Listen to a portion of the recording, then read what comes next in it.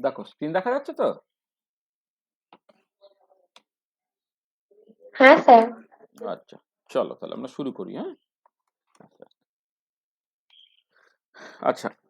তাহলে আমরা মানে এই যে কোয়ান্টাম কেমিস্ট্রি 2, সেখানে আগের দুটো ক্লাসে মূলত যেটা আলোচনা করেছি সেটা হচ্ছে, একটা হচ্ছে অ্যাঙ্গুলার মোমেন্টাম নিয়ে কথাবার্তা বলা হয়েছে, আর সেকেন্ডলি হচ্ছে particle rotating in ring problem নিয়ে কথাবার্তা বলা হয়েছে। মানে আমরা অ্যাকচুয়ালি যেটা করছিলাম সেটা হচ্ছে যে তোমার problems in polar coordinate system, সেই হেডিং এ এই সেকশনটা আমরা স্টার্ট করেছি। Problems in polar coordinate system, সেখানে সিম্পলেস্ট যে প্রবলেমটা আমরা আলোচনা করেছিলাম সেটা particle rotating in a ring problem. তারপরেই যে প্রবলেমটা সেটা বেসিক্যালি তোমার রিজিড রোটার প্রবলেম। তাহলে আজকে আমাদের এই রিজিড রোটার প্রবলেম নিয়ে আমরা স্টার্টটা করব, করে এবারে সেইখান থেকে আমরা হাইড্রোজেন অ্যাটম প্রবলেমে পরপর করে চলে যাব আর কি। তাহলে আমরা শুরুটাকে করি। তাহলে তাহলে আজকে যেটা আমরা করতে চাইছি, হোয়াট উই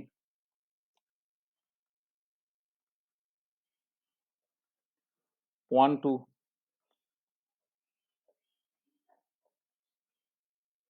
ডিসকাস টুডে,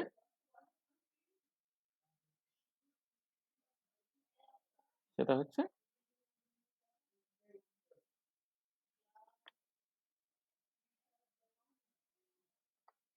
এই রিজিড রোটার প্রবলেমটা আমাদের অ্যাকচুয়ালি আজকে ভাবতে হবে।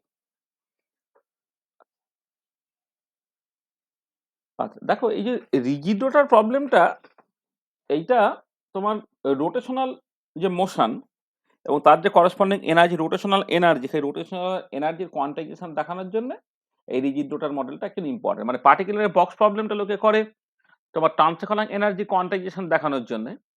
রিজিড রোটার প্রবলেমটা মানুষ করবে হচ্ছে তোমার রোটেশনাল এনার্জি কোয়ান্টাইজেশন দেখানোর জন্য। লিনিয়ার সিম্পল হারমোনিক অসিলেটর লোকে পড়ে হচ্ছে ভাইব্রেশনাল এনার্জির কোয়ান্টাইজেশন দেখানোর জন্য। আবার হাইড্রোজেন অ্যাটম প্রবলেম দেখে ইলেকট্রনিক এনার্জি কোয়ান্টাইজেশনটাকে দেখানোর জন্য। তার মানে এই মডেলটা একটু ইম্পর্টেন্ট, জাস্ট তোমার রোটেশনাল কাইনেটিক এনার্জি যে কোয়ান্টাইজ সেটাকে দেখানোর জন্য। তাহলে তাহলে এই rigid rotor model,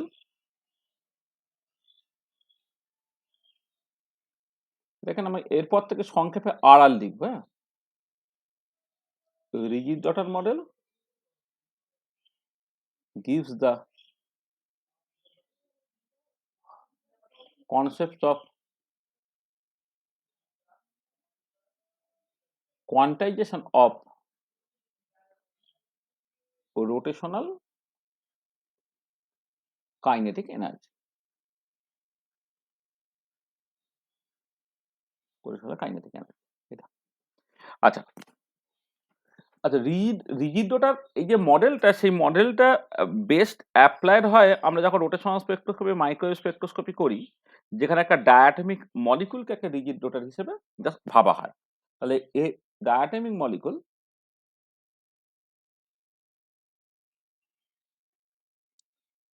molecule can be modeled as a rigid rotor।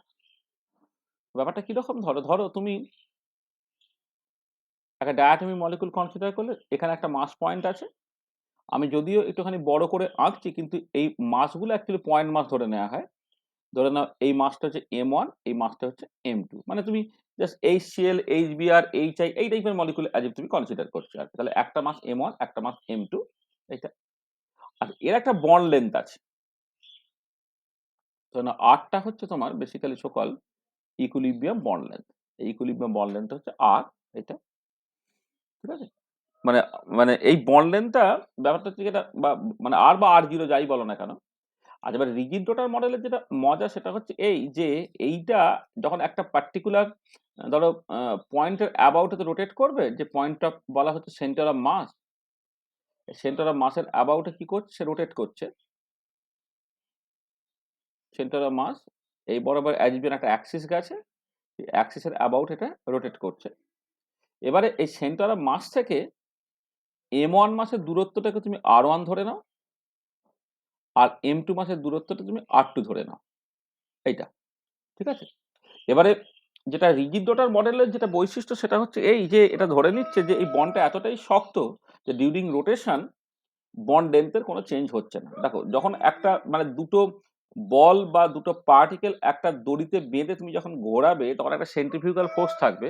বন্ডের মধ্যে একটা ইলাস্টিসিটি থাকে, তার সেন্ট্রিফিউগাল ফোর্সের জন্য বন্ডটা ইলংগেটেড হওয়ার কথা। সেটা আমরা অ্যাকচুয়ালি ইগনোর করছি। তার মানে রিজিড রোটার বন্ডের যেটা ব্যাপার সেটা হচ্ছে এই যে এই বন্ডটাকে এতটাই স্ট্রং ধরে নেওয়া হচ্ছে যে ডিউরিং রোটেশন বন্ড লেন্থে কোনো চেঞ্জ হচ্ছে না। তাহলে the bond is assumed to be so strong that during rotation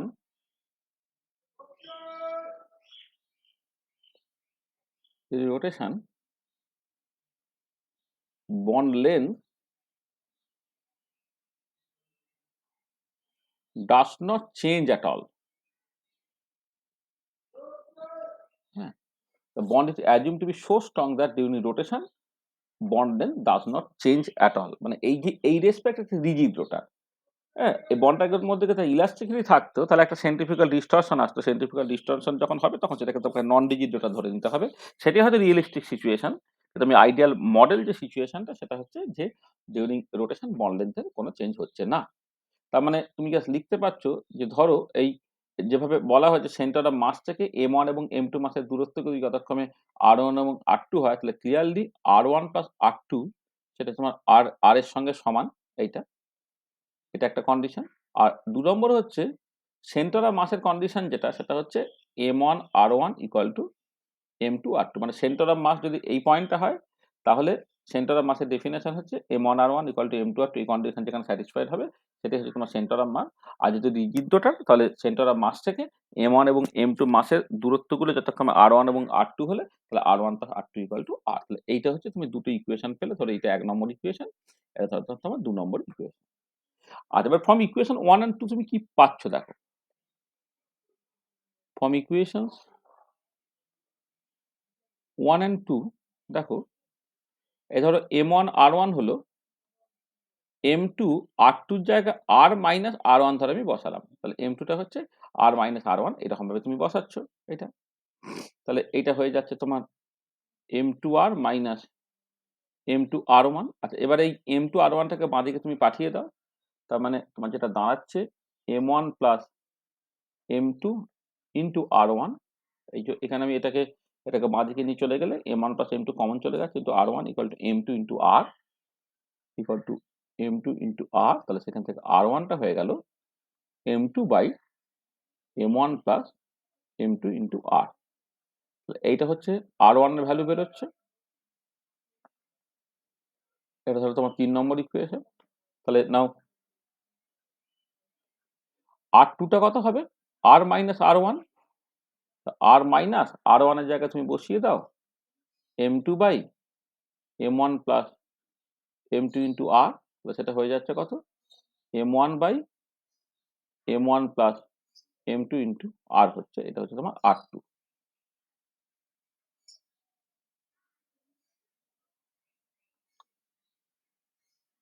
এটা এটা হচ্ছে তোমার ধরো ৩ নম্বর ইকুয়েশন। এটা তাহলে কি হলো, R1 টাকে ইন টার্মস অফ R আর R2 কে ইন টার্মস অফ R তুমি বসালে। আচ্ছা এখান থেকে একটা জিনিস খেয়াল করে দেখো, যেটা তোমার এই ইকুয়েশন থেকেও আসতো, ইকুয়েশন 2 থেকেও আসতো, যে ক্লিয়ারলি R1 বাই R2 সেটা বেসিক্যালি M2 বাই M1। এটা তুমি একটু মাথায় রাখবে, এটা খুব ইম্পর্টেন্ট। তো কারণটা হচ্ছে যে এর বেসিক্যালি মানেটা কি? মানেটা হচ্ছে মাসের সঙ্গে ডিসটেন্সটা যে ইনভার্স রিলেশন আরকি। যেটা এখান থেকে বুঝতে পারা যায়। হ্যাঁ? এটা মানে এটা এখান থেকে বুঝতে পারা যাচ্ছে যে তোমার যার মাস বেশি সেন্টার অফ মাস থেকে তার দূরত্বটা কম হবে। কারণ M1 R1 equal to M2 R2 যখন হবে, তার মানে দেখো এই পার্টিকুলার ছবিতে তুমি বুঝতে পারছো যে M1 মানে যেভাবে ছবিটা এঁকেছে as if যেন M1 থেকে M2 মাসটা বেশি, সেখানে সেন্টার অফ মাসটা হচ্ছে যার মাসটা বেশি সেই দিকে অ্যাকচুয়ালি সে টিল্টেড থাকবে। তুমি দেখবে যখন হাইড্রোজেন অ্যাটম কনসিডার করবে, হাইড্রোজেন অ্যাটমের ক্ষেত্রে নিউক্লিয়াস আছে, ইলেকট্রন আছে। তা নিউক্লিয়াস ইলেকট্রন যখন দুটো আছে তখন তুমি এরকম একটা আমরা অ্যাজিউম করে নিই যে নিউক্লিয়াসটা অনেক অনেক হেভিয়ার বলে সেন্টার অফ মাসটা আজ যেন নিউক্লিয়াস দিয়ে যাচ্ছে। ব্যাপারটা এরকমই আরকি। যদি অ্যাবসোলিউটলি নিউক্লিয়াস দিয়ে হয়তো যায় না, নিউক্লিয়াসের খুব কাছ দিয়ে যায়। কিন্তু নিউক্লিয়াসের মাসটা যখন অনেক বেশি হবে with respect to the electron, তখন তোমার দেখবে সেন্টার অফ মাসটা প্রায় নিউক্লিয়াসের ভেতর দিয়ে যাচ্ছে আরকি। তাহলে সবসময় এটা মাথায় রাখবে যে যার মাস বেশি আরকি, হ্যাঁ? সেন্টার অফ মাসটা সেই দিকে যাবে। ধরো একবার এক্সাম্পল, ধরো আমি এইচ এফ কনসিডার করছি ভার্সেস ধরো তোমার এইচ আই কনসিডার করছি। তাহলে এইচ এফ এর ক্ষেত্রে যদি সেন্টার অফ মাসটা এই বরাবর যায়, এইচ আই এর ক্ষেত্রে সেন্টার অফ মাসটা তোমার বেসিক্যালি এইখান দিয়ে যাবে। হ্যাঁ, কারণটা হচ্ছে যে আয়োডিন যেহেতু বেশি হেভি, সেন্টার অফ মাসটা কিন্তু তোমার বেসিক্যালি দেখো এই আয়োডিনের দিকে থাকছে। এটা কি সেন্টার অফ মাস, এটা তোমার সেন্টার অফ মাস এটা, ঠিক আছে? আচ্ছা, এবারে এই ধরনের প্রবলেমের ক্ষেত্রে একটা particular quantity is very very important, সেটা হচ্ছে তোমার মোমেন্ট অফ ইনার্সিয়া। দেখো এখানে একটা টার্ম তোমাকে ইন্ট্রোডিউস করতে হচ্ছে, moment of inertia.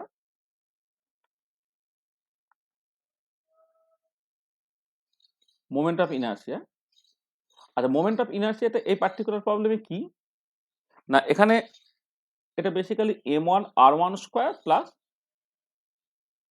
m2r2 square. হ্যাঁ, কারণ তোমার সেন্টার অফ মাস থেকে তোমার দুটোই মাস পয়েন্ট আছে, m1 এবং m2, তাদের ডিস্টেন্স গুলো যথাক্রমে r1 এবং r2 যদি হয়, তাহলে এক্ষেত্রে মোমেন্ট অফ ইনার্সিয়াটা হয়ে যাবে m1r1 square plus m2r2 square. এমনি মোমেন্ট অফ ইনার্সিয়া আমি পরে খুব ডিটেলে আলোচনা করবো যখন রোটেশনাল স্পেকট্রোস্কোপি পড়বো আর কি। হ্যাঁ, মানে ওভারঅল মোমেন্ট অফ ইনার্সিয়া, তার যে বিভিন্ন কম্পোনেন্ট, তার মতো করে মলিকুলার ক্লাসিফিকেশন, সেগুলো তো আছেই, কিন্তু এই কনটেক্সটে জাস্ট এইটুকু ভাবো যে মোমেন্ট অফ ইনার্সিয়াটা m1r1 square plus m2r2 square. তাহলে ভালো, তাহলে m1টা আমি বসিয়ে দিলাম। আচ্ছা, এবারে r1 এর জায়গায় তুমি বসিয়ে দাও m2 by m1 plus m2 into r, তার স্কোয়ার হয়ে গেল, প্লাস m2 r2 স্কোয়ারে তুমি বসিয়ে দাও m1 by m1 plus m2 into r, তার স্কোয়ার। এটা তো যেটা দাঁড়াচ্ছে m1 m2 square divided by m1 plus m2 তার whole square plus m2 m1 square by m1 plus m2 তার whole square into r square হলো। আচ্ছা, এবারে আমি যেটা করছি m1 m2 কে কমন নিয়ে নিচ্ছি, তাহলে কি থাকছে দেখো, তাহলে m1 m2 কে যদি কমন নিই তাহলে পড়ে থাকে এখানে m1 প্লাস m2, আর নিচে থেকে যাচ্ছে হচ্ছে তোমার m1 প্লাস m2 তার স্কোয়ার থাকছে into r square equal to, sorry I equal to এইটা।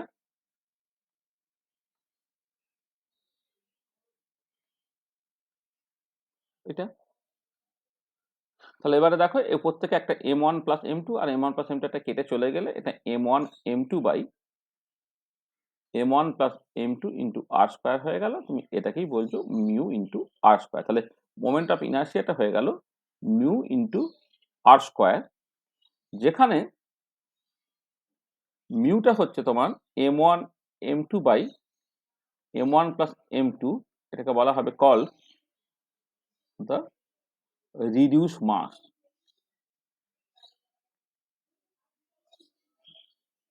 রিডিউস মাস একজন আসছিল, দেখি তো কে আসছে।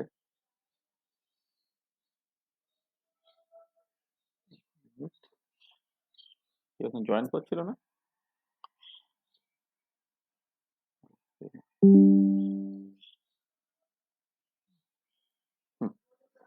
তাহলে তাহলে মিউটা হচ্ছে m1 m2 by m1 plus m2, একে বলা হচ্ছে তোমার রিডিউস মাস, ঠিক আছে? এটা আচ্ছা, তাহলে যেটা এইটা করে যেটা হলো দেখো, যে তোমার অ্যাবসলিউট মাসগুলোকে যখন তুমি রিডিউস মাসে কনভার্ট করে ফেললে, তাতে অ্যাকচুয়ালি প্রবলেমটা টু পার্টিকেল প্রবলেম থেকে একটা এফেক্টিভ ওয়ান পার্টিকেল প্রবলেমে রিডিউস করে গেল। মানে দুটো মাস ছিল আলাদা আলাদা করে, দুটো ডিস্টেন্স ছিল, একটা আর1 আর2, আর দুটো মাস ছিল একটা m1 m2। দেখো তার বদলে আমি জাস্ট এখানে ওই সেন্টার মাস কোঅর্ডিনেটে যখন নিয়ে চলে গেলাম, তুমি যদি রিডিউস মাস ভাবো, আর একটা তোমার সেন্টার মাস কোঅর্ডিনেট ভাবো আর কি, সেখান থেকে ওভারঅল বন্ড লেন্থ যেটা তুমি পাচ্ছ, তার টার্মসে তুমি মোমেন্ট অফ ইনার্সিয়াটাকে লিখে ফেলতে পারছো আর কি, ঠিক আছে? আচ্ছা, এবারে আমি যদি হ্যামিল্টনিয়ানটাকে লিখতে চাই বা টোটাল এনার্জিটাকে লিখতে চাই, টোটাল এনার্জিটাই ধর আমি লিখছি।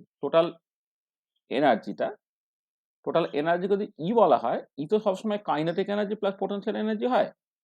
এক্ষেত্রে পুরোটাই কাইনেটিক এনার্জি, তার কারণটা হচ্ছে পোটেনশিয়াল এনার্জি যেহেতু জিরো এখানে। আচ্ছা, এবারে এই যে কাইনেটিক এনার্জিতে, এই কাইনেটিক এনার্জিতে কিন্তু basically rotational kinetic energy. Rotational kinetic energy কেমন করে তুমি লিখতে পারো? রোটেশনাল কাইনেটিক এনার্জি ইউজুয়ালি লিখতে পারো তুমি L square by twice I, এটা হচ্ছে rotational kinetic energy. L square by twice I, এটা হচ্ছে রোটেশনাল কাইনেটিক এনার্জি। এটা।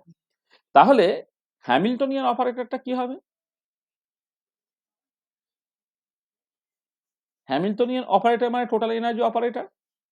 হ্যামিল্টনিয়ান অপারেটরটা হচ্ছে তোমার basically L square operator divide by twice I, এইটা। আচ্ছা, এবারে এল স্কয়ার অপারেটরটা কত না, এল স্কয়ার অপারেটরটা আমি এই ফার্স্ট ক্লাস থেকে বলে আসছি। হ্যাঁ, সেটা হচ্ছে যে মানে আচ্ছা এইটা লিখলাম। আচ্ছা, যেখানে তোমার দেখো এবারে তুমি যখন হ্যামিল্টনিয়ান অপারেটরকে লিখবে তাহলে এই ধরনের পার্টিকুলার প্রবলেম না সবসময় পোলার কোঅর্ডিনেট সিস্টেমে করার সুবিধে আর কি। যেখানে হচ্ছে in polar coordinate system,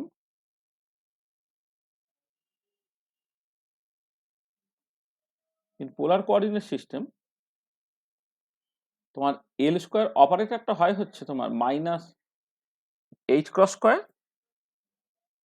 into 1 by sine theta del del theta sine theta del del theta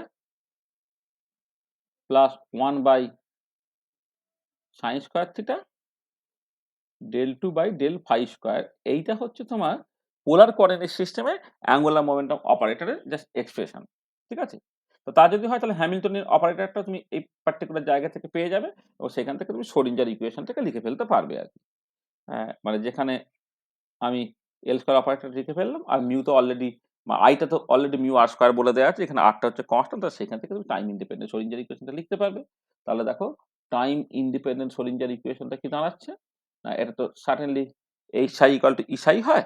হুম, এখানে সাই এর না লিখে আমি এটাকে ওয়াই লিখছি, কেন ওয়াই লিখছি সেটা আমি পরে বলছি। ওয়াই মানে H psi equal to E psi না করে H Y equal to E Y, যেখানে এইচটা হয়ে গেল minus h cross square by twice I. আইটা বেসিক্যালি তোমার মিউ আর স্কোয়ার লিখলেও চলে, হুম, টোয়াইস আই লিখলেও চলে আর কি, যেখানে আইটা মিউ আর স্কোয়ারটা মনে রাখতে হবে। এইটা তার সঙ্গে হচ্ছে তোমার 1 by sine theta del del theta sine theta del del theta plus 1 by sine square theta del 2 by del phi square into Y theta phi equal to E into Y theta phi. এটা ঠিক আছে? তাহলে এইটা হচ্ছে তোমার time independent Schrodinger ইকুয়েশনটা। তাহলে আমি একটুখানি নাম্বারিং গুলো দিয়ে দিই। 3 এটা, এটা ধরো তোমার 4, ও এটা এটা এটাই তো 4 হওয়ার কথা। এটা 4 নম্বর ইকুয়েশন, এটা ধরো 5 নম্বর ইকুয়েশন, আর এইটা একটু লিখে রাখি, এটা হচ্ছে তোমার 6 নম্বর ইকুয়েশন, এইটা ধরে নাও তোমার অ্যাকচুয়ালি ইকুয়েশন 7। তাহলে এইটা হচ্ছে রিজিড রোটার প্রবলেমের জন্য তোমার সকল শ্রোডিঞ্জার ইকুয়েশন। ঠিক আছে? এটা আচ্ছা, এবারে এই ইকুয়েশনটা যখন সলভ করবে তুমি তুমি যেটা দেখতে পাচ্ছ সেটা হচ্ছে যে এক্ষেত্রে এই যে সকল ওয়েভ ফাংশনটা থিটা এবং ফাই এর ফাংশন, অর্থাৎ ওভারঅল যে ডিফারেন্সিয়াল ইকুয়েশনটা সেটা দুটো ভেরিয়েবল আছে, একটা হচ্ছে থিটা এবং ফাই। যখন দুটো ভেরিয়েবল থাকবে তখন তোমাকে যেটা করতে হবে এটা সেপারেশন অফ ভেরিয়েবল টেকনিকে সলভ করতে হবে। সেপারেশন অফ ভেরিয়েবল টেকনিকে সলভ করলে এই ইকুয়েশনটা দুটো ইকুয়েশনে ভেঙে যাবে, একটা ইকুয়েশন শুধু থিটার উপর ডিপেন্ড করে, একটা ইকুয়েশন শুধু ফাই এর উপর ডিপেন্ড করে। তারপরে থিটা পার্টটাকে আলাদা করে সলভ করতে হবে, ফাই পার্টটাকে আলাদা করে সলভ করতে হবে। তো দেখো তাহলে আমরা যদি সেপারেশন অফ ভেরিয়েবল টেকনিকটা এখানে কাজে লাগানোর চেষ্টা করি, কেমন করে ব্যাপারটা এগোচ্ছে।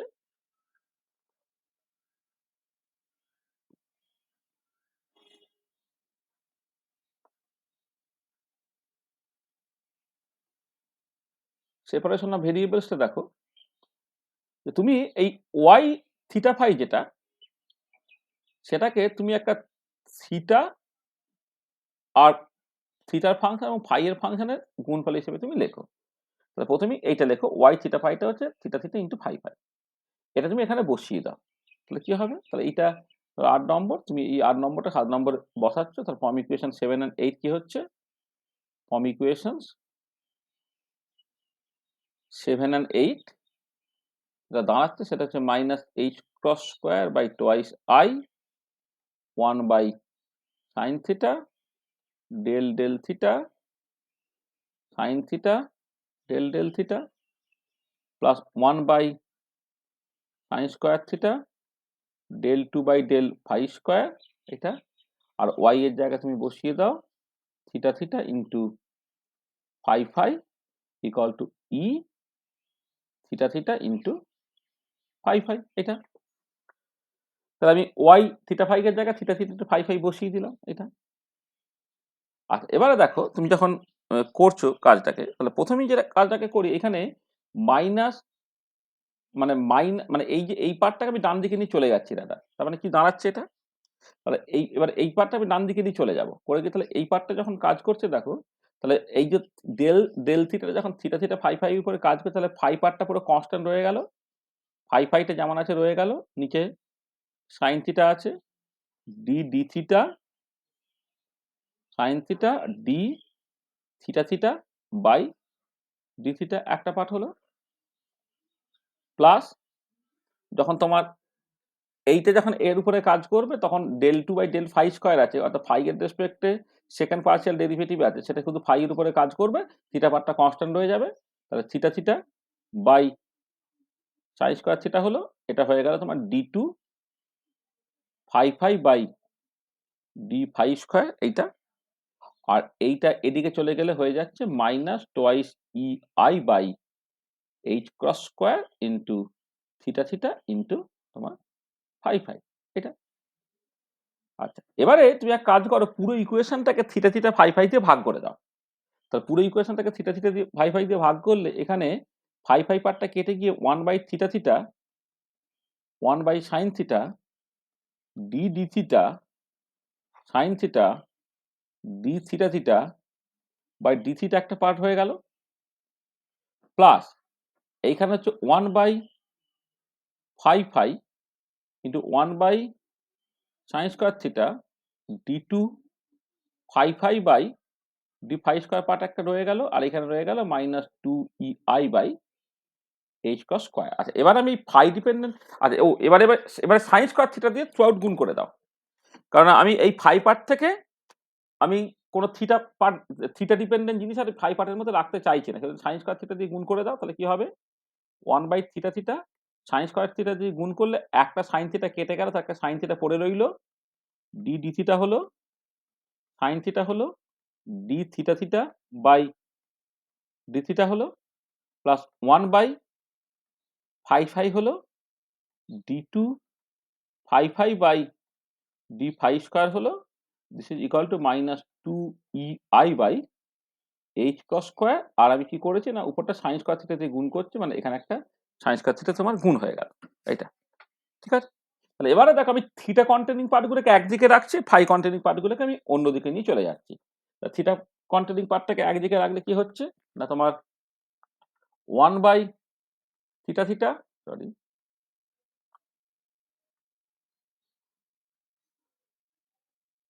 মানে উপরে একটা সাইন থিটা আছে by theta theta D D theta sine theta D theta theta by D theta একটা পার্ট হলো, প্লাস তোমার 2 ei 2 ei by H cross square into sine square theta এই পার্টটা হয়ে গেল, আর ফাই পার্টটা ওদিকে চলে গেলে 1 by phi phi into d two phi phi by D phi square হলো। তাহলে এবারে খেয়াল করে দেখো এই বাঁ দিকটা শুধুমাত্র থিটার ফাংশন, ডান দিকটা শুধুমাত্র ফাই এর ফাংশন, মানে এই পার্টটা হচ্ছে contents only theta, contents only theta, এই পার্টটা হচ্ছে কন্টেন্টস অনলি ফাই। আচ্ছা এবারে থিটা ফাই তো ইন্ডিপেন্ডেন্ট ভেরিয়েবল, তারপর arbitrary variation of theta and phi, এই ইকুয়েশনটা সবসময় স্যাটিসফাইড হবে কখন না যখন এই দুটো পার্ট সে বেসিক্যালি একটা কমন কনস্ট্যান্টের সঙ্গে সমান, যে কনস্ট্যান্টটা থিটা ফাই কারোর উপরেই ডিপেন্ড করে না। তারপর arbitrary variation arbitrary variation of theta and phi, this equation will be satisfied only when each term is equal to a constant which is constant মানেই বোঝা যাচ্ছে which is independent of theta and phi, এটা phi এর উপর theta এবং phi এর উপর depend করে না, এরকম কোন একটা কোয়ান্টিটির সঙ্গে এটা কনস্ট্যান্ট হতে হবে। না হলে যেটা হবে, ধরো যদি এমন হতো যে জিনিসটা থিটার উপর ডিপেন্ড করে, তাহলে এই পার্টটা পাল্টাবে, এই পার্টটা পাল্টাবে না, বা জিনিসটা যদি ফাই এর উপর ডিপেন্ড করে তাহলে এই পার্টটা পাল্টাবে, এই পার্টটা পাল্টাবে না। এবারে থিটা ফাই তো আমি আমার মতো করে পাল্টাতে পারছি, তাহলে আমি আমার মতো করে যদি থিটা ফাইটাকে পাল্টাই তাহলে পরে আরবিট্রারি ভেরিয়েশন, এই জন্য বলছি আর কি থিটা ফাই ইন্ডিপেন্ডেন্ট বলে, পরে arbitrary variation of theta and phi এই ইকুয়েশনটা স্যাটিসফাইড হবে যখন তোমার দুটো সাইড আলাদা আলাদা করে একটা কনস্ট্যান্টের সঙ্গে সমান হচ্ছে, হ্যাঁ, যেটা থিটা এবং ফাই এর উপর ডিপেন্ড করে না। এটা আমি বললাম ধরে নাও ওটা হচ্ছে, ওটাকে আমি এম স্কোয়ার লিখছি, আমি বললাম যে লেট দিস কনস্ট্যান্ট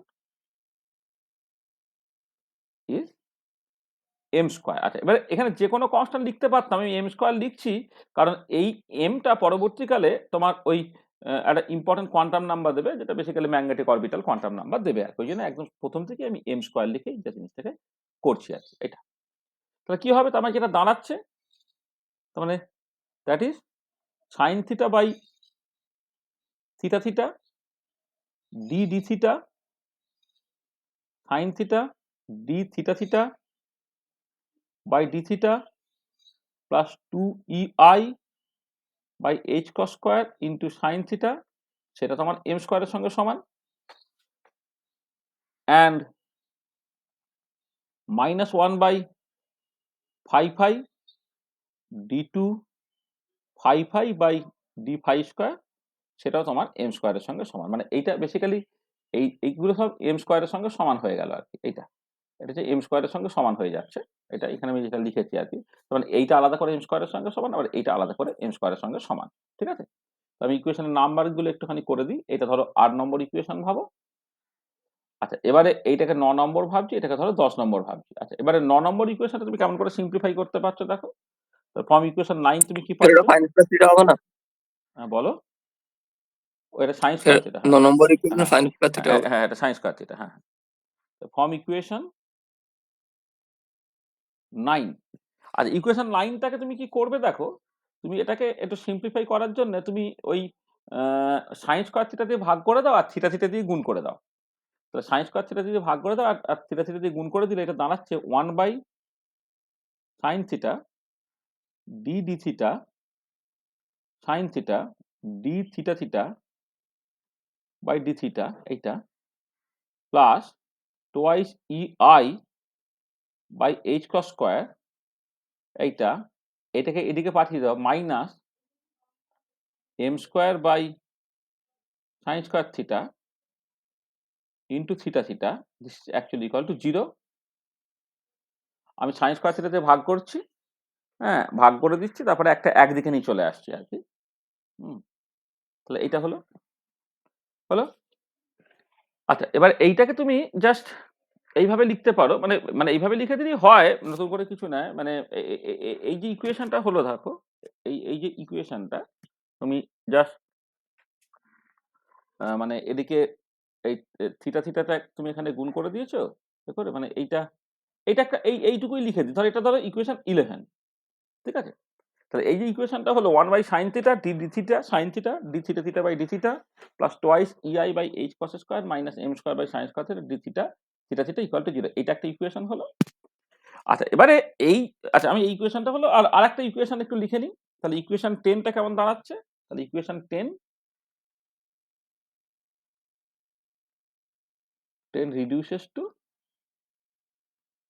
তুমি জাস্ট এটা d two phi phi by D phi square plus m square phi phi, this is actually equal to 0। তুমি ওই মানে এখানে এই ফাই ফাই দিয়ে গুণ করে দিলে, গুণ করে যে মাইনাসটাকে হটিয়ে ওদিকে পাঠিয়ে দিচ্ছে, করে আবার একদিকে নিয়ে চলে আসছে আর কি। তাহলে করলে d2 phi phi by d phi square plus m square phi phi this is actually equal to 0। তাহলে এইটা তোমার 12 নম্বর ইকুয়েশন। এটা আচ্ছা, এবারে যেটা কথা, তোমার এই যে ইকুয়েশনটা 11 নম্বর ইকুয়েশনটা, এই 11 নম্বর ইকুয়েশনে বেশ একটা কমপ্লিকেটেড ইকুয়েশন। এবারে এই ইকুয়েশনের যে সলিউশন, ঠিক আছে, এই সলিউশনটা আমাদের স্কোপের বাইরে, মানে স্কোপের বাইরে মানে সিলেবাসে নেই আর কি, ঠিক আছে। তাহলে আমাদেরকে এটা করতে হবে যে 11 নম্বর ইকুয়েশনের সলিউশনটা জাস্ট লিখে নিতে হবে।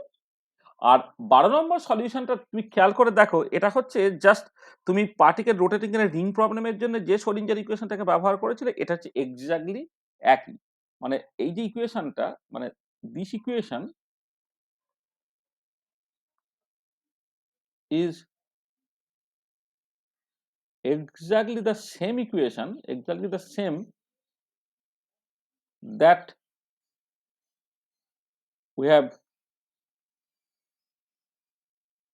encountered in case of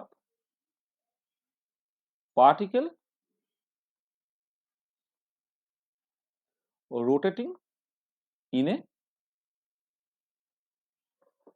ring problem। আমরা তো জাস্ট আগের ক্লাসেই particle rotating in a ring প্রবলেমটাকে পড়েছি।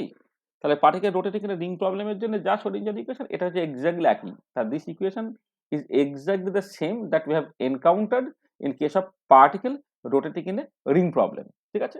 তো তা যদি হয় তাহলে তার সলিউশনটা আবার জানা আছে। এই যে মানে ইকুয়েশন 12 এর সলিউশন, যেটা সলিউশন অফ ইকুয়েশন 12 আমার অলরেডি জানা আছে। সেটাকে আমাকে আর এখানে কিছু করব না। সেটা আগের দিনে দেখবে খুব ভালো করে করিয়েছিলাম সময় নিয়ে, তুমি দেখবে। এবং সেটা ছিল হচ্ছে তোমার এই সকল ফাই ফাইটা ওই এম এর উপর ডিপেন্ড করছে, এবং সেটা দাঁড়াবে নর্মালাইজ সলিউশন যদি দেখো 1/√2 পাই i m ফাই। এইটা হচ্ছে তোমার বেসিক্যালি সলিউশনটা, phi M phi equal to এইটা, যেখানে এমটা হচ্ছে তোমার 0 +-1 +-2 ডট ডট ডট ডট এইটা। এটাকে তুমি জাস্ট এরকম বলতে পারো magnetic orbital quantum, magnetic orbital quantum number. এমটা হচ্ছে তোমার ম্যাগনেটিক অরবিটাল কোয়ান্টাম নাম্বার, ঠিক আছে। This is the magnetic orbital quantum number, ঠিক আছে। এটা তাহলে এই সলিউশনটা আমরা কিছু করলাম না, এই সলিউশনটা আমার অলরেডি জানা ছিল, কেন এম এর ভ্যালু 0 +-1 +-2 ইত্যাদি ইত্যাদি হচ্ছে, এসব ব্যাপারটা আমার সব তোমার ছিল। হ্যাঁ, নর্মালাইজেশন কেমন করে করা হচ্ছে, সিঙ্গেল ভ্যালুনেস ক্রাইটেরিয়া ইত্যাদি ইত্যাদি সব ব্যবহার করে তুমি আলটিমেটলি সলিউশনটা পেয়ে গিয়ে সেটা আমি লিখে ফেললাম। আচ্ছা, এবারে সলিউশন অফ ইকুয়েশন 11 যেটা, এটা আবার বললাম এর সলিউশনটা তোমার সিলেবাসের মধ্যে নেই, আমি তার সলিউশনটা শুধুমাত্র লিখে দেবো। তাই এর সলিউশনটা হবে এরকম দেখতে, তোমার মনে রাখারও দরকার নেই, কিন্তু কিছু ইম্পর্টেন্ট ফিচার দরকার পড়ে বলে আমি একটুখানি বলে রাখছি। যে থিটা থিটা যেটা, সেটা না দুটো কোয়ান্টাম নাম্বার জে এবং তোমার মড এম এর উপর ডিপেন্ড করে, জে এবং মড এম এর উপর ডিপেন্ড করে, দুটো কোয়ান্টাম নাম্বার উপর ডিপেন্ড করে। এবং সেটা দেখতে হয় এরকম, তোমার এই 2j+1 into J minus modulus of M, তার factorial divided by 2 into J plus M, তার ফ্যাক্টোরিয়াল। এর ওভারঅল পাওয়ারটা হচ্ছে তোমার হাফ হলো, মানে স্কোয়ার রুট হবে আর কি এইটা। কিন্তু তার সঙ্গে থাকে একটা পি জে এম, যে মড এম রাদার, হ্যাঁ, P J mod m into cos theta, ঠিক আছে।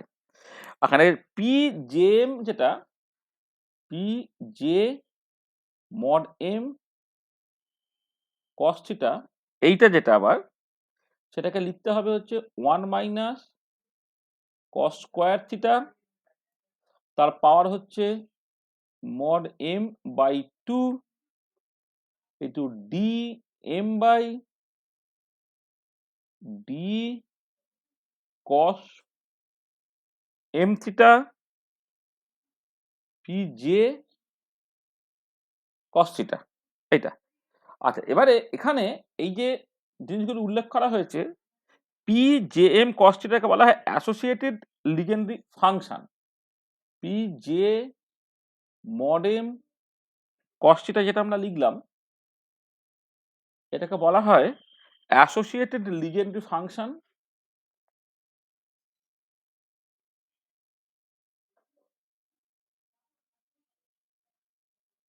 অ্যাসোসিয়েটেড লিজেন্ডারি ফাংশন এইটা। আর যেটা পি জে কস থিটা যেটা হলো আমার পি জে কস থিটা যেটা, এটাকে বলা হয় লিজেন্ডারি পলিনোমিয়াল।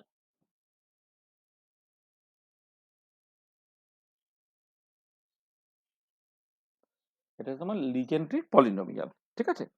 আচ্ছা, এবারে কতগুলো লিজেন্ডারি পলিনোমিয়ালের ভ্যালু যদি তোমায় বলে দেওয়া হয়, তাহলে সেখান থেকে কিন্তু বাকিগুলো তুমি কষে ফেলতে পারবে। মানে ওভারঅল থিটা পার্ট যদি তোমাকে বের করতে হয় কোনো একটা গিভেন জে এবং এম এর জন্য, তাহলে পি জে কস থিটা যেটা বলে লিজেন্ডারি পলিনোমিয়ালে কয়েকটা ভ্যালু যদি বলে দিই, সেখান থেকে তুমি বাকি ফাংশন যদি দরকার পড়ে তুমি করে নিতে পারবে। আমি আবার বলছি, এখানে কিছু মনে রাখার দরকার পড়ে না। হুম। কিন্তু কম্পিটিশনের জন্য এটা খাতায় থাকার দরকার। পরীক্ষায় যদি তোমার পরীক্ষা মানে কম্পিটিটিভ এক্সাম এরকম দিয়ে দেয় আর কি, ফার্স্ট লিজেন্ডারি পলিনোমিয়ালটা কত, ইত্যাদি ইত্যাদি, তখন অন্তত কেন তুমি দেখে নিতে পারো। তাহলে জে এর ভ্যালু যখন 1 তুমি নিচ্ছ, এখানে যে P one cos theta, P one cos থিটাটা হচ্ছে জাস্ট cos থিটা হয়।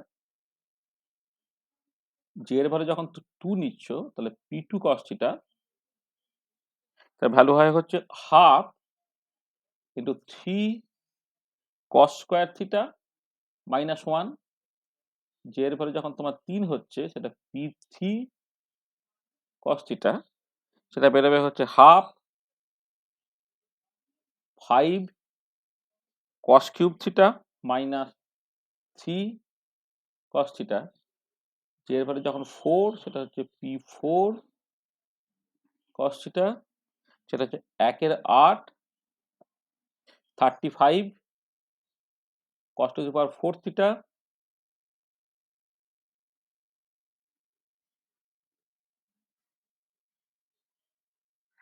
cos two the power 4 theta minus 30 cos square theta plus 3 and so on. আসলে এইগুলো খুব দরকার কেন, পরবর্তীকালে যখন আমি হাইড্রোজেন অ্যাটম প্রবলেম করবো না, সেখানেও ওয়েভ ফাংশনের বা অরবিটালের যে থিটা ডিপেন্ডেন্ট পার্টটা, সেই থিটা ডিপেন্ডেন্ট পার্টটা কিন্তু অ্যাকচুয়ালি এই যে তোমার লিজেন্ডারি পলিনোমিয়াল বা অ্যাসোসিয়েটেড লিজেন্ডারি ফাংশন আমি ব্যবহার করলাম, তার উপরে কিন্তু এটা তোমার নির্ভর করবে। হ্যাঁ, সেটা তোমার মাথায় রাখতে হবে। ঠিক আছে। তাহলে দেখো, আমি থিটা পার্টের সলিউশন কিছু করলাম না, কিন্তু থিটা পার্টের সলিউশনটা কি হয় আমি জাস্ট উল্লেখ করে দিলাম এটা। ঠিক আছে। তাহলে এটা ধরো তোমার এটাতে 13 নম্বর ইকুয়েশন ভাবো, এইটা ধরো 14 নম্বর ইকুয়েশন, এটা ধরো 15 নম্বর ইকুয়েশন। হ্যাঁ, এটা। হ্যাঁ, তাহলে এবারে তোমার ওভারঅল ওয়েভ ফাংশন যেটা, যেটা কি বললাম, হ্যাঁ আচ্ছা আসছে, যেটা হচ্ছে এখানে রোটেশনাল কোয়ান্টাম নাম্বার। আমি ওটা এটা বলে দিচ্ছি, আসছি, এটা এখন বলে ওটা দিচ্ছি। ভালো বলো, হ্যাঁ বলো বলো, কি বলো? যে এর ভ্যালুগুলো কোন ইকুয়েশনে পুট করবে? হ্যাঁ, আমি বুঝতে পারলাম না কি বলছো। এই যে এর ভ্যালুগুলো কোন ইকুয়েশনে পুট করবেন? জে এর ভ্যালু গুলো কোন ইকুয়েশনে ওই পুট যে জে করেছি সমান বলতে? 0 হলে ও এইটা, এই যে এইটা এই যে এখানে এখানে যে তোমার এই যে কোথায় গেল তোমার, হ্যাঁ, ওই যে কোথায় রাখলাম, এই যে 15 নম্বর ইকুয়েশনে। আচ্ছা, 15 নম্বর ইকুয়েশনে, আচ্ছা আচ্ছা, হ্যাঁ 15 নম্বর ইকুয়েশনে পুট করেছি, ঠিক আছে। হুম, এটা। আচ্ছা দেখো, মানে আমি বেসিক্যালি এই যে এইটা এই যে দেখতে পাচ্ছ না এইটা, মানে এর যে এক্সপ্রেশন মানে পি যে কস থিটা, যেটাকে বলা হচ্ছে তোমার লিজেন্ডারি পলিনোমিয়াল, তাহলে values of some legendary polynomial সেটা হচ্ছে এইটা। মানে values of some legendary polynomial, সাম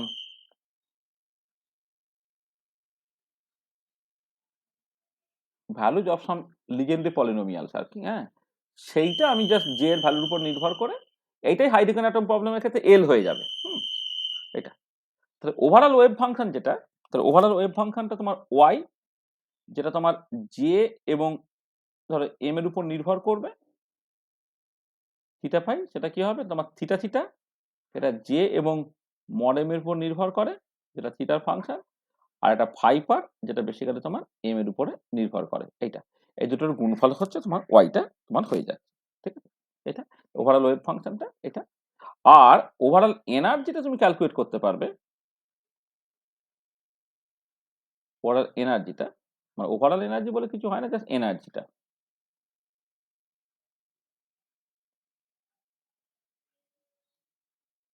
এনার্জিটা হচ্ছে তোমার ই জে, যেটা হয় J into J plus one h square by 8 pi square into I. এইটা তাহলে এই হচ্ছে তোমার ওয়েভ ফাংশন 16, আর এই হচ্ছে এনার্জি, এটা হচ্ছে তোমার 17। আচ্ছা, তাহলে এই ওয়েভ ফাংশন হলো আর এনার্জি হলো। এবার ওয়েভ ফাংশনটা এক্সপ্লিসিট ফর্মটা তুমি ইকুয়েশন 16 এর মধ্যে পাচ্ছ না। ওয়েভ ফাংশনের এক্সপ্লিসিট ফর্মটা তোমার যদি জানতে হয় তাহলে থিটার এক্সপ্রেশনটা তোমাকে বের করতে হবে, ফাই এর এক্সপ্রেশনটাকে বের করতে হবে, দুটোকে গুণ করতে হবে, গুণ করলে তুমি ওভারঅল ওয়েভ ফাংশনটাকে পেয়ে যাবে। আচ্ছা, আচ্ছা এবারে এই ওয়েভ ফাংশন, এনার্জি ইত্যাদি ইত্যাদি নিয়ে জাস্ট কিছু কথাবার্তা বলতে হবে। তাহলে প্রথমে দেখো যেটা ইম্পর্টেন্ট, যে যেটাকে বলা হচ্ছে তোমার রোটেশনাল কাইনেটিক এনার্জি, যেটা এখানে হচ্ছে তোমার rotational kinetic energy, rotational kinetic rotational quantum number, kinetic rotational quantum number, যেটা কোয়ান্টাম নাম্বার, এর অ্যালাউড ভ্যালুজ হচ্ছে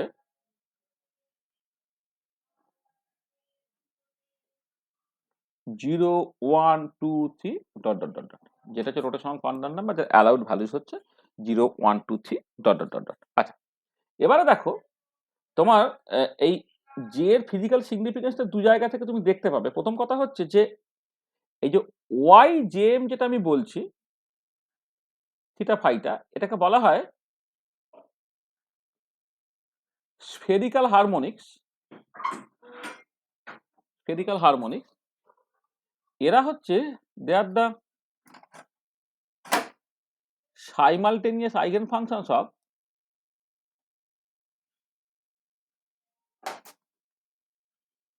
simultaneous eigenfunctions of L square and Lz।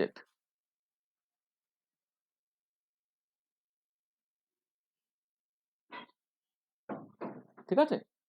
আচ্ছা, আসলে আমরা যখন অ্যাঙ্গুলার মোমেন্টাম পড়িয়েছিলাম তখন দেখেছিলাম যে এল স্কয়ার এবং এলজেড কমিউট করে। তাহলে এল স্কয়ার এলজেড যদি কমিউট করে তাহলে simultaneous set of eigen function থাকতে পারে। তাহলে এল স্কয়ারটা যখন তোমার Y J M theta phi এর উপরে কাজ করে তখন যেটা দেয় না সেটা হচ্ছে J into J plus one h cross square into Y J M theta phi দেয় এইটা। তাহলে যেখানে হয় এল স্কোয়ারটা তুমি লিখতে পারবে, মানে হয় মানে দেন লিখতে পারি, দেন দেন দেন অ্যাঙ্গুলার মোমেন্টাম স্কোয়ারটা হয়ে যাচ্ছে J into J plus one H cross square, অথবা অ্যাঙ্গুলার মোমেন্টামের ম্যাগনিটিউডটা হয়ে যাবে root over of J into J plus one into H cross. এটা হচ্ছে square of angular momentum, square of angular momentum এইটা। আর এইটা হচ্ছে তোমার ম্যাগনিটিউড অফ অ্যাঙ্গুলার মোমেন্টাম এইটা, এটা হলো। আর এল জেড অপারেটরটা যখন তুমি Y J M theta phi এর উপরে কাজ করালে সেটা তোমায় দেবে হচ্ছে M H cross into Y J M theta phi, এবং সেই জন্য তুমি যেটা পাচ্ছ যে জেড কম্পোনেন্ট অফ অ্যাঙ্গুলার মোমেন্টামটা সেটা হচ্ছে এম ইন্টু এইচ কস হচ্ছে এটা, এটা হচ্ছে তোমার Z component.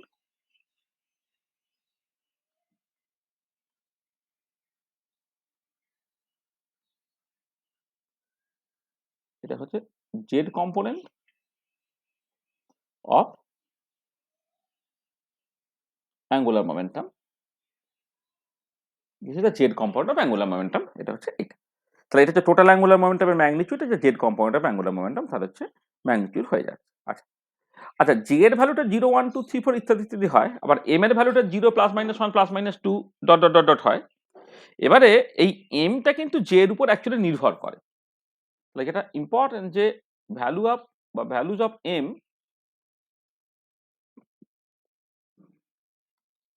Depends on the value of J. কেমন করে? দেখো, তুমি হচ্ছে জানো যে এল স্কোয়ারটা যেহেতু L X square plus L Y square plus L Z square, তার মানে তুমি এটা লিখতে পারো, এটা এল স্কোয়ারটা certainly greater equal to L Z. এইটা এল স্কোয়ারটা certainly greater equal to L Z, মানে বা এল জেড স্কোয়ার দাদা। এল স্কোয়ারটা greater equal to L Z square. কারণটা কি? L X square plus L Y স্কোয়ারটা এটা কখনোই তোমার নেগেটিভ হতে পারবে না। দুটো ফিজিক্যাল কোয়ান্টিটি, তারা রিয়েল, তার স্কোয়ারের যোগফল certainly non negative quantity, L স্কোয়ারটা greater equal to L Z square তোমার হয়ে গেল এটা। অথবা এল স্কোয়ারটা কত? J into J plus one H cross square, this is greater equal to M square H cross square. এটা তাহলে এখান থেকে দেখো তুমি এইচ এইচ কস স্কোয়ারটা দুই থেকে বাদ দিলে এটা greater equal to M square, J into J plus one greater equal to M square. এটা হলো। আচ্ছা, তাহলে এটা দাঁড়াবে তোমার, যদি এম এর ম্যাগনিটিউডটা তুমি দেখো, তাহলে দেন মানে দিস ইমপ্লাইজ দ্যাট যে এম এর ভ্যালুটা minus J J plus one তার স্কোয়ার রুট তার থেকে বেশি হবে,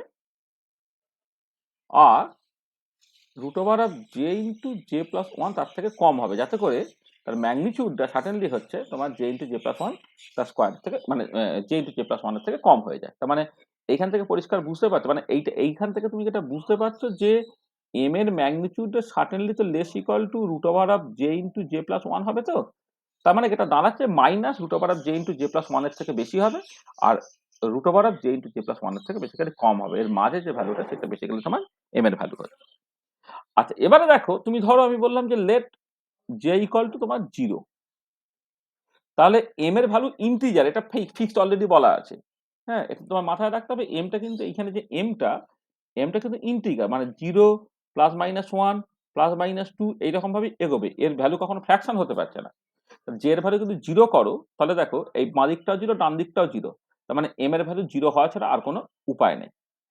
আচ্ছা, জে এর ভ্যালু যদি তুমি 1 করো, তাহলে খেয়াল করে দেখো এম এর ভ্যালু কি কি হতে পারে। দেখো, জে এর ভ্যালু যদি 1 করা হয়, এখানে হচ্ছে -√2, এখানে +√2, তাহলে √2 মানে 1.414, তাহলে -√2 থেকে +√2 এর মধ্যে যদি তুমি এম এর ইন্টিগ্রাল ভ্যালু নিতে চাও, তাহলে 0 +-1 এই দুটো তুমি নিতে পারছো। আচ্ছা, জে এর ভ্যালু যখন 2 তুমি বলছো, তখন এম এর অ্যালাউড ভ্যালু কি হতে পারে? দেখো, জে এর ভ্যালু 2 বলেছে √6 হচ্ছে। হ্যাঁ, তাই তো? মানে 2 মানে √2 × 2 + 1 মানে √6, ঠিক আছে? তা √6 হচ্ছে 2 এর থেকে বেশি, 3 এর থেকে কম। তার মানে m এর তখন ভ্যালুটা 0 +-1 +-2, এইটা তুমি নিতে পারবে, এর বেশি নিতে পারবে না। ঠিক একই রকম ভাবে j এর ভ্যালু যদি আমি 3 বলি, তাহলে m এর ভ্যালুটা দেখবে 0 মানে √12, মানে 9 এর থেকে বেশি, 4 8 8 16 এর থেকে কম, মানে 3 এবং 4 এর 3 এর থেকে বেশি, 4 এর থেকে কম, মানে তোমার বেসিক্যালি আপ টু 3 পর্যন্ত যেতে পারবে আরকি। এটা 12 তো এটা, হ্যাঁ। তাহলে 0 0 +-1 +-2 +-3 পর্যন্ত যেতে পারবে। তারপরে হলে আর সেটা পারছে না। তাহলে দেখো, এইরকম করে যেটা আমি করতে পারছি যে পরে গিভেন যে allowed values of m equal to 0 +-1 +-2 এইভাবে করে করে আপ টু +-j অবধি। 0 +-1 +-2 থেকে আপ টু তোমার +-j অবধি তার অ্যালাউড ভ্যালুস। তাহলে এখানে এমটা জে এর উপর কেমন করে ডিপেন্ড করলো তুমি একটুখানি দেখে নিতে পারলে এটা। আচ্ছা, এবারে এখানে একটু খেয়াল করো যে তুমি যখন এনার্জিটাকে দেখছো, সেই এনার্জিটা তোমার শুধুমাত্র জে এর উপর ডিপেন্ড করে, আর ওয়েভ ফাংশনটা কিন্তু জে এবং এম এর উপর ডিপেন্ড করে। তার মানে এখান থেকে তুমি বুঝতে পারছো যে ডিগ্রি অফ ডিজেনারেসি হয়ে যাবে হচ্ছে 2j + 1। মানে এটা ইম্পর্টেন্ট যে energy depends only on J, আর wave function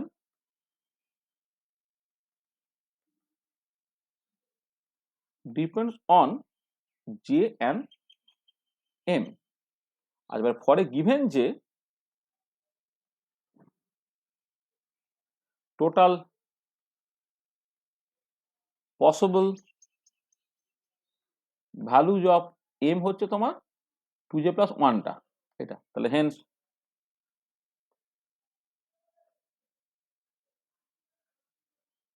degeneracy of the states যদি GJ বলি সেটা হয়ে যাবে তোমার 2J plus 1, এটা মানে ধরো তুমি যদি গ্রাউন্ড স্টেট ধরো G0 টা তখন 1 হবে, G1 টা তোমার 3 হবে, G2 টা হচ্ছে তোমার 5 হবে and so on, এটা তার মানে এক্ষেত্রে প্রত্যেকটা এনার্জি লেভেলে একটা ডিজেনারেসি থাকবে এবং ডিজেনারেসিটা হচ্ছে তোমার ওই 2J plus 1/4 ডিজেনারেসি তুমি দেখতে পাচ্ছ। হ্যাঁ, এটা তা বুঝতে পারলে কেন তার ডিজেনারেসিটা 2J plus 1 হলো, এটা পরিষ্কার? ঠিক আছে, ঠিক আছে তো, বুঝতে পেরেছো? হ্যাঁ স্যার। হুম, চলো আচ্ছা, এবার আমরা যেটা করব সেটা হচ্ছে যে এনার্জি নিয়ে একটু ডিসকাশন করে নিতে হবে। আচ্ছা, এনার্জিটা একটুখানি দেখা যাক যে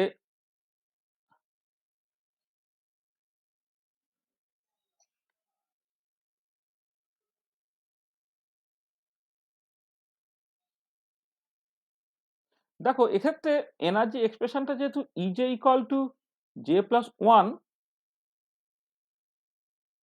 H square by 8 pi square I, এটা প্রথম কথা হচ্ছে with with J equal to 0 1 2 3 dot dot dot dot, দেখো হোয়েন জে ইকুয়াল টু 0 এনার্জিটা 0 হয়ে যাবে, তার মানে এক্ষেত্রে 0 পয়েন্ট এনার্জি ইজ 0, কিন্তু but this does not violate Heisenberg uncertainty principle. মানে এটা বেসিক্যালি ওই পার্টিকেল রোটেটিং এর রিং এর জন্য যে লজিক এখানে এক্স্যাক্টলি সেই লজিক, ঠিক আছে? মানে ওখানে যে লজিক ব্যবহার করা আছে এখানে এক্স্যাক্টলি সেই লজিক বা লজিকে তুমি বলতে পারবে এক্ষেত্রে কিন্তু অ্যাকচুয়ালি হাইসেনবার্গ আনসার্টেনিটি প্রিন্সিপালটাকে ভায়োলেট হচ্ছে না। মানে আমরা অলরেডি ডিসকাস করেছি আর কি, we have discuss this part in previous lecture. এছাড়া যখন আমি আনসার্টেনিটি প্রিন্সিপাল পড়িয়েছিলাম তখনও বলেছি যে পার্টিকেল রোটেটিং এর রিং বা রিজিড রোটার প্রবলেমের ক্ষেত্রে 0 পয়েন্টের নাকি 0 হচ্ছে, তবুও কিন্তু হাইসেনবার্গ আনসার্টেনিটি প্রিন্সিপালটা ভায়োলেটেড হচ্ছে না, কারণ এক্ষেত্রে অরবিটাল অ্যাঙ্গুলার মোমেন্টাম যেটা তার হয়তো আনসার্টেনিটিটা 0 হচ্ছে, কিন্তু পজিশনে আনসার্টেনিটি ইনফিনিটি পর্যন্ত হতে পারে বলে এখানে অ্যাকচুয়ালি কোনো সমস্যাটা থাকছে না। এটা এটা হলো এটা প্রথম কথা। আচ্ছা, এবারে আমি যেটা কাজ করছি সেটা হচ্ছে যে এই যে এনার্জিটাকে আমি in the unit of centimetre inverse একটুখানি ট্রান্সফর্ম করে নিচ্ছি। মানে এই যে এনার্জিটা লেখা ছিল সেটা তোমার জুল ইউনিটে ছিল, তাকে এইচসি দিয়ে ভাগ করছি, এইচসি দিয়ে ভাগ করলে এনার্জিটা সেন্টিমিটার ইনভার্সে চলে আসবে। তার একটা সুবিধা আছে আর কি, কারণ পরে যখন রোটেশনাল স্পেকট্রোস্কোপি করবো তখন এই সেন্টিমিটার ইনভার্সে এক্সপ্রেস করলে এই দুটো লেভেলের মধ্যে এনার্জি গ্যাপটা সরাসরি তোমার ওয়েভ নাম্বার দিয়ে দিতে পারবে আর কি। এটা করলে কি হবে না, J into J plus 1 H over 8 pi square I into C, এটাকে তুমি লেখো B J into J plus 1 লিখলে, যেখানে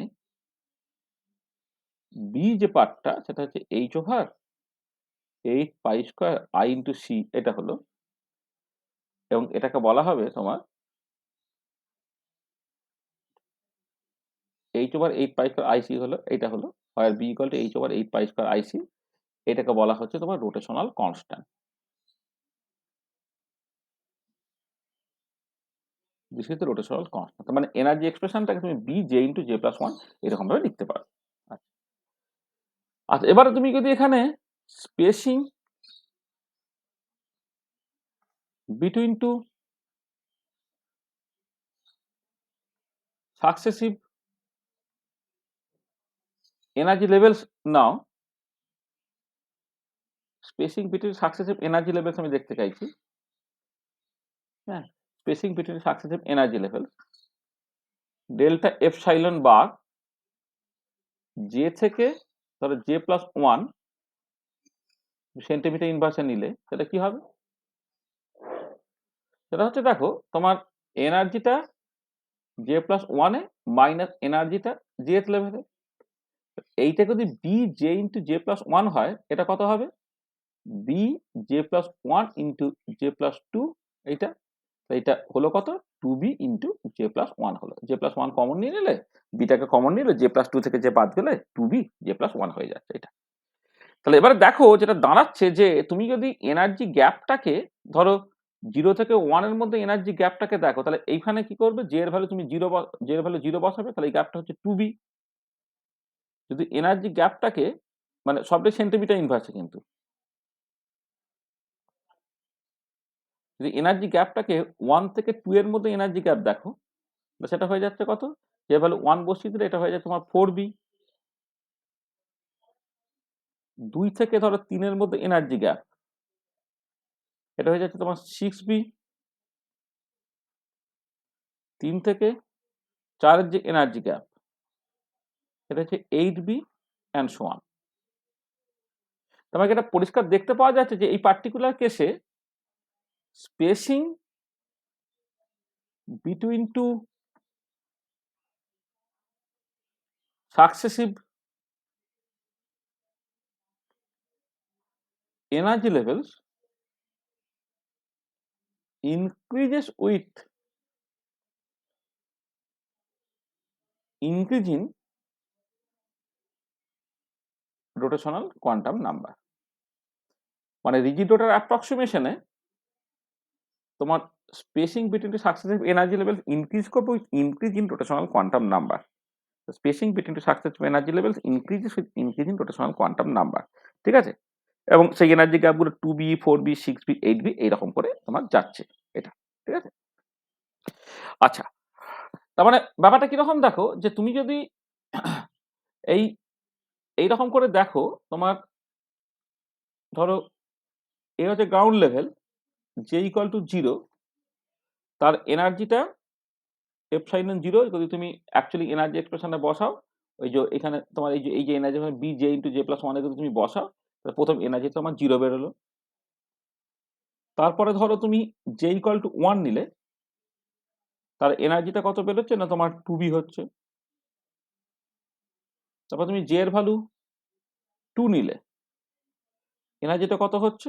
তোমার সিক্স বি হচ্ছে, কারণ এখানে দেখো জে এর ভ্যালু তুমি যদি ওয়ান বসাও তাহলে টোটাল টু হলো। জে এর ভ্যালু যদি দুই বসায়, এখানে দুই ইন্টু তিন সিক্স বি হয়ে যাচ্ছে। তারপর একটা ধরো তুমি যদি জে এর ভ্যালু তিন বসাও, তাহলে এপসাইলন বার, সরি এটা এটা ওয়ান, এটা টু, এটা থিটা হয়ে গেছে তোমার টুয়েলভ বি হচ্ছে এইটা। তুমি যদি আরো ধরো জে এর ভ্যালু যদি ফোর বসাও, তখন এনার্জি ফোরটা হচ্ছে তোমার টোয়েন্টি বি হচ্ছে এইটা। তবে পরিষ্কার দেখো এই যে গ্যাপগুলো গ্র্যাজুয়ালি বাড়ছে, গ্র্যাজুয়ালি বাড়ছে, এটা গ্র্যাজুয়ালি বাড়ছে। তাহলে এইটা হচ্ছে তোমার টু বি, এটা ফোর বি, এটা সিক্স বি, এটা এইট বি, যেটা এখানে দেখাচ্ছে আর কি, সেরকম করে গ্যাপগুলো বাড়ছে। ঠিক আছে? আচ্ছা, এবারে যেটা ইম্পর্টেন্ট ব্যাপার সেটা হচ্ছে যে এই যে মডেলটা, এইটা তুমি অ্যাকচুয়ালি ব্যবহার করতে পারো তোমার রোটেশনাল স্পেকট্রোস্কোপিতে। তাহলে পিওর রোটেশনাল স্পেকট্রোস্কোপি,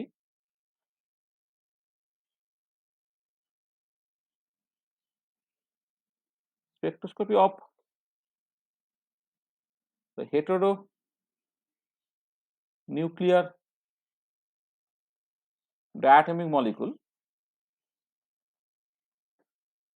or একে অনেক সময় বলা হয় মাইক্রোওয়েভ স্পেকট্রোস্কোপি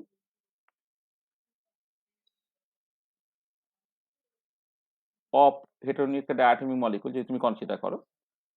আচ্ছা, প্রথম কথা হচ্ছে যে রোটেশনাল স্পেকট্রোস্কোপিতে রেসপন্স করতে গেলে মলিকুলটা পোলার হতে হয়, এটা একটা ইম্পর্টেন্ট পয়েন্ট। হ্যাঁ, যে to be microwave active the molecule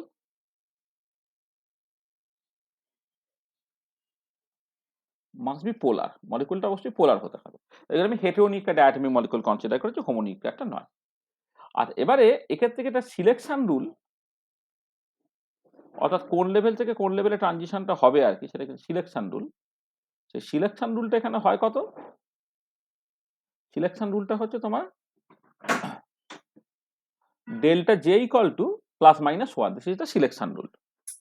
ঠিক আছে, এটা কিন্তু সিলেকশন রুল হয়। দেখো আমি তো এখানে পাশাপাশি দুটো লেভেলের মধ্যে এনার্জি গ্যাপটাই অ্যাকচুয়ালি ক্যালকুলেট করেছি, এবং তাও আবার সেন্টিমিটার ইনভার্সে। তবে ট্রানজিশন ফ্রিকোয়েন্সিগুলো কোথায় তুমি পাবে? ট্রানজিশন ফ্রিকোয়েন্সি যদি তুমি দেখো, তাহলে নিউ বারটা সাডেনলি সেন্টিমিটার ইনভার্সে 0 থেকে 1 যখন ট্রানজিশন হচ্ছে, ট্রানজিশন ফ্রিকোয়েন্সিটা হচ্ছে 2b তে। যখন 1 থেকে 2 এ ট্রানজিশনটা ঘটছে সেটা তোমার 4b তে। যখন কোয়ান্টাম নাম্বার 2 থেকে কোয়ান্টাম নাম্বার 3 তে ট্রানজিশনটা হচ্ছে সেটা তোমার 6b তে। যখন 3 থেকে 4 এ ট্রানজিশনটা ঘটছে তখন হচ্ছে 8b তে, অ্যান্ড সো অন।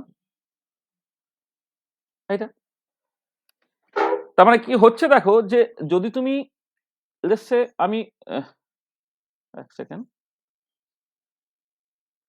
ধরো আমি যদি স্পেক্ট্রাল লাইনগুলো ঠিক কোথায় কোথায় অ্যাপিয়ার করছে দেখতে চাই,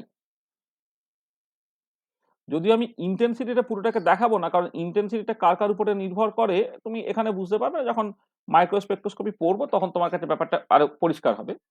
তাহলে এদিকে ধরো তুমি ফ্রিকোয়েন্সি বা ওয়েভ নাম্বার প্লট করছো, আর এদিকে কোন কোন জায়গায় সিগন্যালটা পাচ্ছ সেটা দেখছো। তাহলে তুমি তুমি কি পাচ্ছ? 2b তে একটা সিগন্যাল পাচ্ছ, 4b তে একটা সিগন্যাল পাচ্ছ। মানে এটা তোমার 0 যদি হয় এটা 2b, তার ডবল হলে 4b। 6b তে একটা সিগন্যাল পাচ্ছ, 8b তে একটা সিগন্যাল পাচ্ছ, তারপরটা তুমি 10b তে পাবে, অ্যান্ড সো অন, এরকম ভাবে যাচ্ছে। এবং দেখো এই যে দুটো পাশাপাশি স্পেক্ট্রাল লাইনের মধ্যে যে গ্যাপ, প্রত্যেক ক্ষেত্রে সমান, এবং সেই গ্যাপটা হচ্ছে 2b করে। 2b 2b 2b 2b গ্যাপটা করে। তার মানে এই যে গ্যাপটা দেখো 2b, গ্যাপটা হচ্ছে 2b, গ্যাপটা হচ্ছে 2b। তার মানে এটা দাঁড়াচ্ছে যে under rigid rotor approximation the spectral lines in microspectra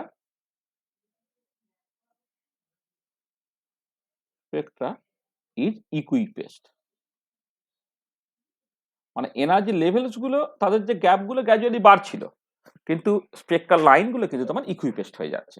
ঠিক আছে, এবং সেই গ্যাপটা হয়ে যায় কত? 2b। আচ্ছা, এবং এইখান থেকে যেটা তুমি করতে পারবে সেটা হচ্ছে এই যে যে যদি তুমি ধরো যে একটা স্পেক্ট্রাতে দেখলে তুমি, লুক অ্যাট দ্য মাইক্রোস্পেক্ট্রা, এটা সেখান থেকে মেজার দ্য স্পেসিং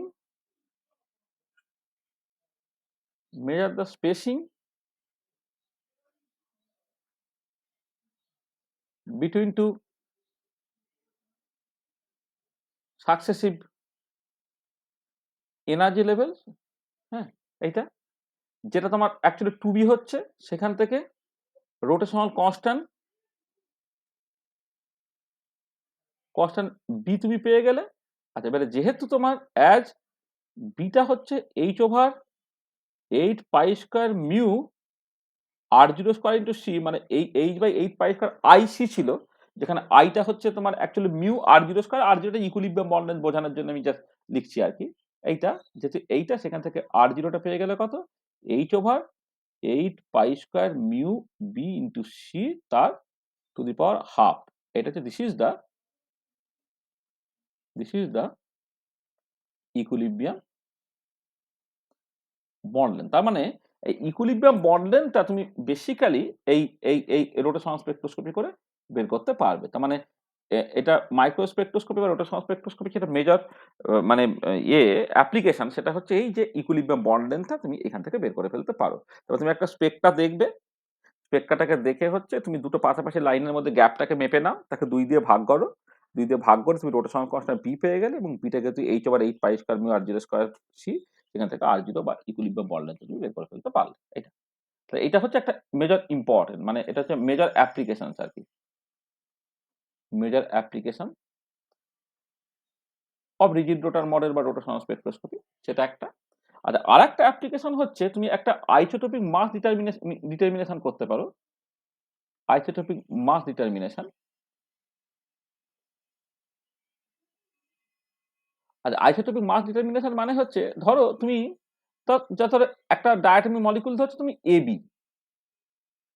আচ্ছা, এবং একটা ধরে নাও তোমার বিটা তার আইসোটোপ দিয়ে রিপ্লেসড হয়ে গেছে, তাহলে এর ক্ষেত্রে যদি রিডিউস মাস ক্যালকুলেট করো, তাহলে mass of A into mass of B by mass of A plus mass of B. আর এর ক্ষেত্রে যদি রিডিউস মাস ক্যালকুলেট করো, তাহলে mass of A into mass of B তার star divided by mass of A plus mass of B তার star, এইটা। আচ্ছা, এবারে নাও ওই একই রকম করে এই মলিকুলের জন্য স্পেক্ট্রাটাকে দেখে তার যদি রোটেশনাল কনস্ট্যান্টটা তুমি বের করো, সেটা কত হবে না h/8 pi square mu r0 square into C.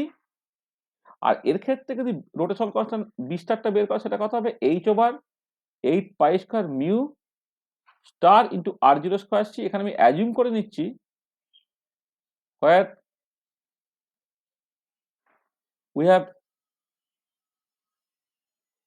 assumed that equilibrium bond length does not change due to isotope substitution. এটা তাহলে দেখো, তাহলে এখান থেকে এবারে বি বাই বি স্টার তুমি করো, তো কত হবে দেখো, মিউ স্টার বাই মিউ হয়ে গেল। এখানে মিউ স্টার হচ্ছে m A m B star by m A plus m B star, এইটা। আর মিউটা হয়ে গেল কত, m A m B by m A plus m B.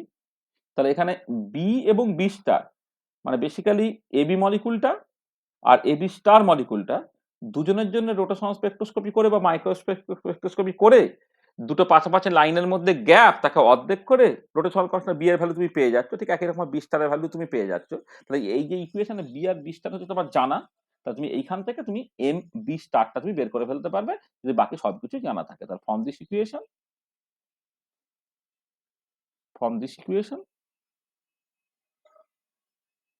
we can determine the isotopic mass, determine the isotopic mass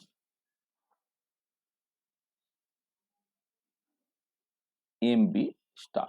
তার মানে দুটো জিনিস করতে পারবে তুমি, একটা হচ্ছে আইসোটোপিক মাস ডিটারমিনেশন করা, আর একটা হচ্ছে তোমার এদিকে মানে তোমার বন্ড লেন্থ ডিটারমাইন করা। তার মেজর অ্যাপ্লিকেশন হচ্ছে determination of equilibrium bond length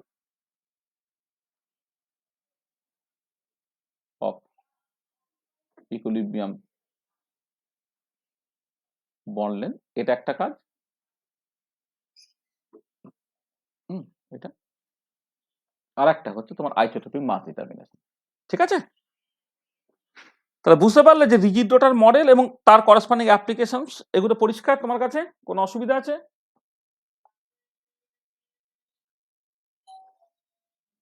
তা বুঝতে পেরেছো?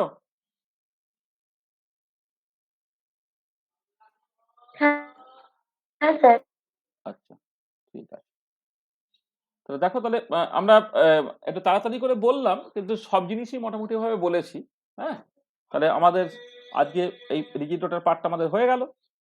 জাস্ট 1 ঘন্টার মধ্যেই মোটামুটি হয়ে গেছে। কারো যদি কলেজ ফলেজ থাকে সে করতে পারবে। তাহলে আমরা আজকে এই পর্যন্তই রাখলাম। তাহলে নেক্সট ক্লাসে নেক্সট ক্লাসে আমরা actually hydrogen atom problem start করব। হাইড্রোজেন অ্যাটম, হ্যাঁ, এইটা আমাদের নেক্সট হাইড্রোজেন অ্যাটম আর হাইড্রোজেন লাইক 1 ইলেকট্রন আয়ন, হ্যাঁ, হাইড্রোজেন অ্যাটম আর হাইড্রোজেন লাইক 1 ইলেকট্রন আয়ন, সেটা দিয়ে আমাদের নেক্সট ক্লাসটা স্টার্ট হবে। আর আজকে এই পর্যন্ত রাখছি আমরা। তাহলে এন্ড অফ লেকচার 3। বলো, কারো যদি কিছু অসুবিধা থাকে তো বলো। তো বুঝতে পেরেছো সবাই?